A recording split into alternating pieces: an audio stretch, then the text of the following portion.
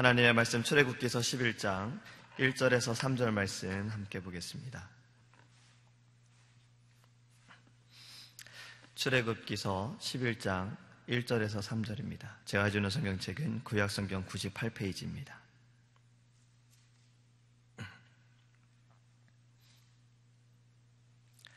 여호와께서 모세에게 이르시기를 내가 이제 한 가지 재앙을 바로와 애굽에 내린 후에야 그가 너희를 여기서 내보내리라.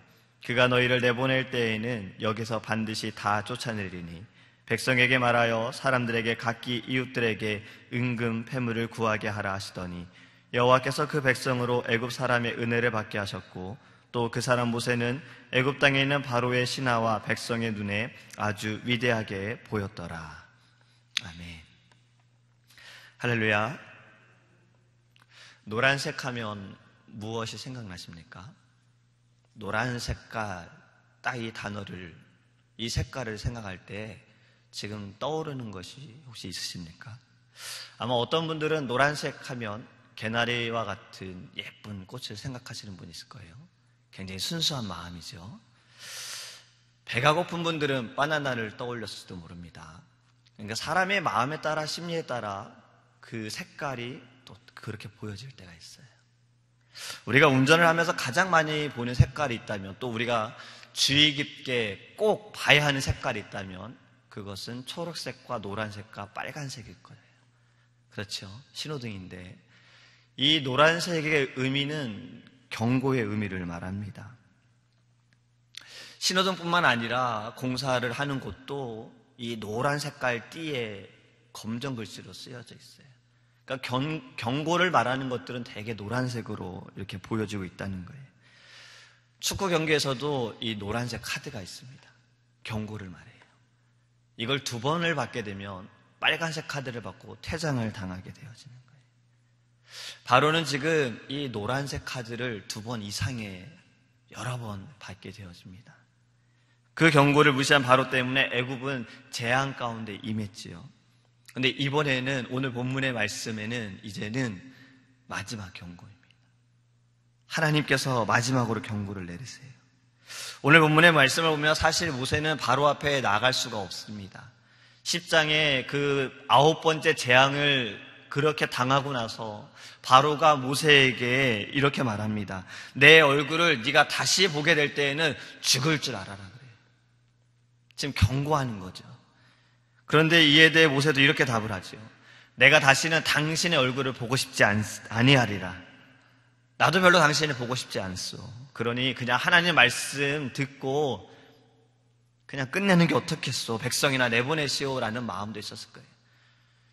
그러니까 지금 바로도 경고하는 거예요. 내가 너를 보면 넌 죽을 거야. 모세도 난 널 보고 싶지 않아라고 말하는 거예요. 그런데 지금 이러한 상황 가운데서 하나님께서는 모세를 다시 부르셔서 마지막 경고를 말씀하고 계십니다. 그리고 그것이 마지막 재앙이라는 거예요. 왜 마지막 재앙이냐면 이 재앙으로 인해 그들이 이스라엘 백성을 내보내게 될 것이다라는 거죠. 그렇기 때문에 마지막이라는 겁니다. 이 경고를 통해서 하나님께서는 다시 모세에게 바로에게 그것을 말하라라고 하시는 거예요.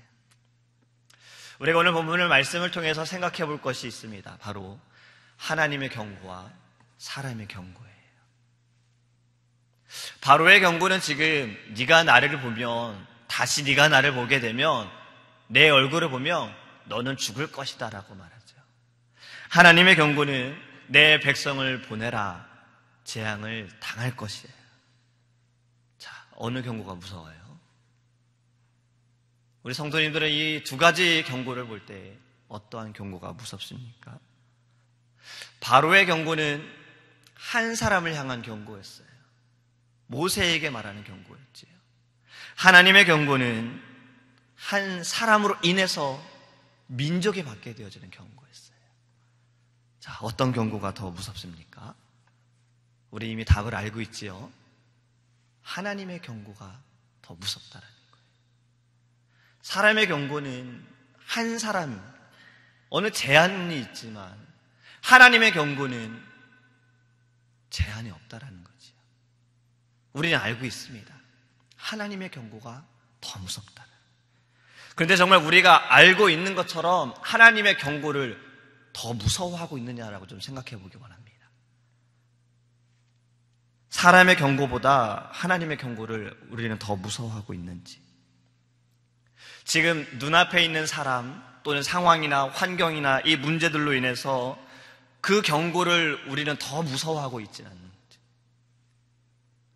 그것 때문에 그 경고가 무서워서 우리가 타협을 하고 또 우리의 믿음을 잃게 되었을 때에 그 하나님의 역사하심에 대해 정말 사람의 경고만큼 우리가 무서워하고 있는지 우리는 좀 생각해 보기 원합니다. 그리고 답을 알고 있는 것처럼 하나님의 경고를 더 무서워하기 원합니다. 하나님의 경고에 귀를 기울이기 원해요.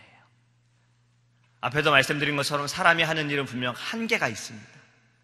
하나님께서 하시는 일은 한계가 없어요. 사람이 하는 경고도 어느 선에서 끝나겠지요. 하지만 하나님이 하시는 경고는 어떤 선에서 끝나는지는 알 수가 없다는 거예요. 물론 그 선도 없겠지요. 하나님이 정하실 때가 바로 끝나는 겁니다. 모세는 어찌 반응했습니까? 사람의 경고를 무서워했다라면 모세는 처음부터 바로 앞에 서지 않았을 겁니다. 그는 도망자의 신세였어요. 그런 자가 하나님의 말씀을 듣고 그는 바로 앞에 섰다라는 거지요. 그는 하나님의 경고하심을 두려워한 겁니다. 그리고 하나님의 능력을 믿었던 거예요. 하나님께서 역사하심을 믿은 거예요. 이것이 하나님께서 우리에게 원하시는 믿음임을 깨닫기 원합니다. 사람을 두려워함이 아니라, 사람의 경고를 무서워함이 아니라 하나님을 두려워하고 하나님의 경고에 더 민감하게 반응할 수 있는 그러한 것을 하나님은 원하신다는 거예요. 우리가 더 잘 생각해 보기 원합니다. 바로와 모세, 바로의 불순종과 모세의 순종이다라고 말하고 싶어요. 지금 이 바로의 불순종과 모세의 순종으로 인해서 민족의 미래가 달라집니다. 바로의 불순종은 민족에게 재앙을 주게 됐어요. 모세의 순종은 민족에게 자유를 주게 되어집니다. 손가락을 깨물어 안 아픈 손가락이 어디 있느냐라는 말 우리 많이 들어봤죠. 부모가 자녀를 사랑하는데 다 똑같이 사랑한다고 말할 때 우리는 이렇게 말을 하지요. 틀린 말은 아닙니다. 부모는 모두를 사랑해요. 그런데 분명히 손가락을 깨물었을 때 더 아픈 손가락도 있고 덜 아픈 손가락도 있어요. 그건 뭐 손가락의 두께에 따라 다를 수도 있지만 하나님께서는 모든 민족에게 동일한 은혜를 주셨어요. 근데 그 가운데서도 택한 자들에게 특별한 은혜를 주셨다는 거예요. 하나님은 모두를 사랑하세요. 근데 택한 받은 자들은 더 사랑하신다는 거예요. 이스라엘 민족은 하나님께 특별한 은혜를 받았습니다. 7절 말씀을 보면 여호와께서 애굽 사람과 이스라엘 사이를 구별하는 줄을 너희가 알리라 라고 말씀하셨어요. 하나님께서는 이스라엘 백성을 사랑하셔서 애굽 사람들과 구별하셨다는 거예요. 하나님께서 구별하셨대요. 이것을 우리가 차별이라고 생각해서는 안 됩니다. 차별과 구별은 나눈다는 것에서는 같은 의미일 수 있으나 우리는 알고 있어요. 이것이 왜 다른지는 우리는 알 수 있어요. 구별은 성질이나 종류에 따라 나타나는 차이를 말하죠. 차별은 각각 등급이나 수준 따위에 따라서 나눈다는 거예요. 다시 말하면 차별은 등급대로 나눈다는 거예요. 구별은 종류대로 갈라놓는다는 거예요. 예를 들면 차별은 외모나 지식이나 물질이나 실력이나 그런 외적인 것으로 인해서 나눠준다라는 거예요. 구별은 예를 들면 많은 풀 속에서 냉이를 골라내는 것, 흙더미 속에서 자갈 속에서 다이아몬드를 골라내는 것, 이걸 구별이라고 말합니다. 하나님께서는 우리를 차별하시지 않으시고 구별하셨다라는 거예요. 이스라엘 민족을 택하시고 애굽 사람들과 구별하셨다는 거예요. 우리가 여기서 생각해야 할 것이 은혜라는 겁니다. 은혜. 저는 이 말씀을 묵상하면서 하나님의 이 마지막 경고, 여기에도 은혜가 있어요. 구별받은 우리는 은혜에 감사해야 하죠. 하나님의 경고하심을 인지할 수 있는 것도 은혜예요. 경고하심을 받는 것도 은혜라는 거예요. 사랑하는 자녀를 우리는 잘못된 길로 갈 때 우리는 때려서라도 돌아오게 하고 싶은 마음이 있지요. 그것도 은혜라는 거예요. 그건 부모와 자녀의 관계이기 때문에 그렇습니다. 상관이 없다라고 할 때가 사실 더 무서운 거지요. 경고를 받는 것도 은혜라는 겁니다. 이 은혜는 3절 말씀을 보면요, 모세가 처음에는 애굽 사람들에게도 또 이스라엘 민족들에게도 등 돌림을 당하게 되었어요. 그런 모세가 은혜를 받았다라고 기록하고 있습니다. 그런데 3절 말씀에 이렇게 시작하죠. 여호와께서라고요. 모세가 무언가를 행했기 때문에 은혜를 받은 것이 아니라 여호와께서 모세에게 은혜를 주셨다라는 겁니다. 은혜를 받은 모세, 그 모세는 바로의 신하와 백성들이 모세를 다르게 이제 보기 시작합니다. 그를 위대하게 보기 시작한다. 하나님의 경고하심을 깨달은 자는 돌아서야 합니다. 하나님의 은혜를 받고 사는 자들은 하나님만을 바라보아야 해요. 이것이 신앙인의 모습입니다. 모세와 바로는 완전히 다른 선택을 했어요. 그 선택으로 인해서 민족이 당하는 민족의 미래는 완전히 달라졌어요. 바로는 자신이 살려고 했던 거죠. 모세는 자신이 죽을 수도 있었으나 순종했다는 거예요. 내가 살면 예수가 죽을 수 있어요. 내가 죽으면 예수가 삽니다. 어느 목사님께서 쓰신 책에도 그러한 제목이 있더라고요. 내가 죽고 예수가 산다. 우리는 모세의 이러한 마음을 가져야 합니다. 하나님을 두려워하고 하나님의 경고하심에 더 민감해하고 순종하고 하나님의 은혜에 감사하는 모습. 이것이 하나님께서 우리에게 원하시는 신앙인의 모습, 그리스도의 모습임을 깨닫기를 원합니다. 이 아침에 기도할 때 차별하시지 않고 구별하신 하나님, 우리를 구별하셔서 특별한 은혜를 베푸신 하나님, 그 하나님께 감사함으로 찬양하며 기도하기를 간절히 소망합니다. 기도하겠습니다.